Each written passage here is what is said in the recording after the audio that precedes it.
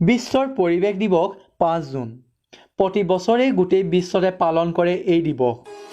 ও মোৰ ধৰিত্ৰী আই চৰণতে দিবা ঠাই, খেতিয়কৰ নিস্তাৰ নাই, মাটি বিনে অসহায়।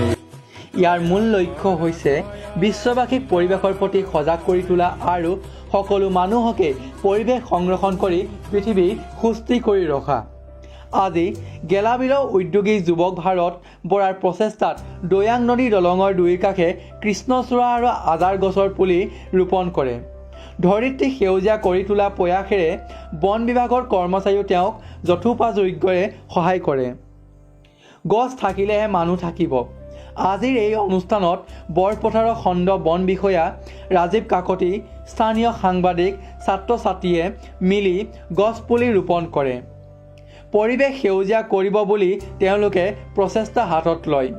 উল্লেখ্য যে ভাৰত বৰাই দলঙৰ দুই কাষে আজাৰ আৰু কৃষ্ণচূড়াৰ পুলি ৰোপণ কৰে। ৰাইজে তেওঁক এই কাৰ্যত প্ৰশংসা কৰে আৰু ধন্যবাদ জ্ঞাপন কৰে। দৈয়াং নদীৰ পাৰত মই নিজ প্ৰচেষ্টাৰে এই গছপুলি ৰুম বুলি মনতে ভাবিলোঁ, আৰু মোৰ দৰে যদি সকলোৱে হয় গছপুলি ৰুম বুলি ভাবে নিশ্চয় পৃথিৱী সেউজীয়া হ'বই।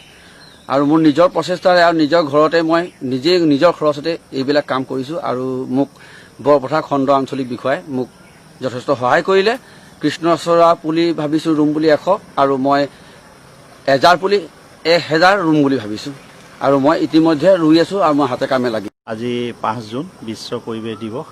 আজি আমি গেলাবিল স্তৰত উদীয়মান যুৱক ভাৰত বৰাৰ নেতৃত্বত আৰু আমাৰ গোলাঘাট আঞ্চলিক বন কাৰ্যালয় আৰু আমি বৰপথাৰ খণ্ড বন কাৰ্যালয়ৰ সৌজন্যত আৰু ৰাইজৰ সহযোগত আৰু ছাত্ৰ ছাত্ৰী আমাৰ লগত আছে, আৰু আজি আমি সেউজী ধৰণী হিচাপে আমি বিশ্বৰ দৰবাৰত এই ধৰণে 5 জুন তাৰিখটো বিশ্ব পৰিৱেশ দিৱস হিচাপে আমি পালন কৰি আহিছোঁ। ইয়াৰ এটা মহত্ব আছে। 1972 চনত আপোনাৰ আমেৰিকাত কনফাৰেন্স হলত বিশ্ব পৰিৱেশ দিৱসৰ ওপৰত আলোচনা হয়, আৰু ক্ৰমানুগতভাৱে 1976 চনৰ 5 জুন তাৰিখৰ পৰাই বিশ্বত সেউজীয়া হ'বৰ কাৰণে পৃথিৱীখন যে সেউজীয়া কৰি ৰাখিব লাগিব, সেই আলোচনাৰ মৰ্মে বিশ্বৰ পৰিৱেশ দিৱস হিচাপে 5 জুনটো পালন কৰি আহিছে। আজিও সেই একে দিনতেই আমি বিশ্ব পৰিৱেশ দিৱস হিচাপে গছ ৰুইছোঁ। আমাৰ চৰকাৰৰ ফালৰ পৰাও তথা আমাৰ বিভাগীয় ফালৰ পৰাও বিভিন্ন সংগঠন এনেকৈ আদি কৰি সামাজিক দায়বদ্ধতা বজাই ৰাখি, সামাজিক দূৰত্ব বজাই ৰাখি আমি গছপুলি ৰোপণ কৰিছোঁ। যিহেতু মহামাৰী ৰোগত কৰোণা আক্ৰান্ত হোৱাৰ মাজতো ৰাইজ আহিছে, সেইধৰণে তেওঁলোকে সামাজিক দূৰত্ব বজাই ৰাখি আমাৰ লগত গছপুলি ৰুই পৃথিৱীখন সেউজীয়া কৰাৰ যি সপোন দেখিছোঁ, সেই সপোন যাতে আমি বাস্তৱত ৰূপ লওঁ। কাৰণ আমাৰ এষাৰ কথা আছে, গছ থাকিলেহে মানুহ থাকিব। এই উক্তি আমাৰ। সৰুপথাৰ পৰা মণিজিৎ গগৈ প্ৰতিবেদন, নৰ্থ ইষ্ট টাইম।